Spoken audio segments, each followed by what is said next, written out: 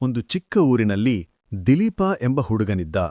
ಅವನ ಮನೆಯ ಕಿಟಿಕಿಯಲ್ಲಿ ಒಂದು ಪುಟ್ಟ ಹಣತೆ ದೀಪ ಇತ್ತು. ಅದು ಪ್ರತಿ ರಾತ್ರಿ ಉರಿಯುತ್ತಾ ಹೊರಗೆ ಕತ್ತಲಾದಾಗ ಚಿಕ್ಕದಾದ ಬೆಳಕನ್ನು ಕೊಡುತ್ತಿತ್ತು.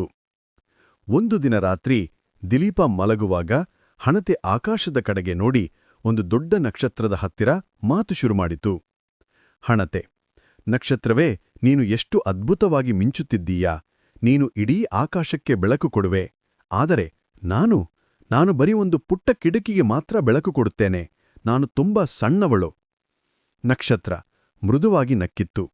ಪುಟ್ಟ ಹಣತೆ, ನೀನು ಏಕೆ ಹಾಗೆ ಯೋಚಿಸುತ್ತೀಯಾ? ನಾನಿರುವುದು ತುಂಬಾ ದೂರದಲ್ಲಿ. ನನ್ನ ಬೆಳಕು ಇಲ್ಲಿನ ಭೂಮಿಗೆ ತಲುಪಲು ಬಹಳ ಸಮಯ ಬೇಕು. ಆದರೆ ನೀನು ಆ ಚಿಕ್ಕ ಕಿಟಕಿಯ ಪಕ್ಕದಲ್ಲಿರುವ ಮನೆಗೆ, ಆ ದಾರಿಯಲ್ಲಿ ಹೋಗುವವರಿಗೆ ತಕ್ಷಣವೇ ಬೆಳಕು ಕೊಡುವೆ.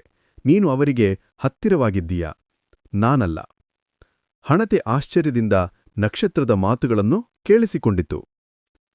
ನಕ್ಷತ್ರ, ನೋಡು, ದೊಡ್ಡದಾಗಿರುವುದು ಮುಖ್ಯವಲ್ಲ. ನೀನು ಎಲ್ಲಿದ್ದರೂ, ಎಷ್ಟೇ ಚಿಕ್ಕವಳಾಗಿದ್ದರೂ, ನಿನ್ನ ಇರುವಿಕೆಯಿಂದ ಯಾರಿಗಾದರೂ ಸಹಾಯ ಮಾಡಿದರೆ, ಆ ಬೆಳಕಿನಿಂದ ಯಾರಿಗಾದರೂ ದಾರಿ ತೋರಿದರೆ ಅದೇ ಮುಖ್ಯ. ಪ್ರತಿಯೊಬ್ಬರಿಗೂ ತಮ್ಮದೇ ಆದ ಜಾಗ ಮತ್ತು ತಮ್ಮದೇ ಆದ ಕೆಲಸ ಇರುತ್ತದೆ.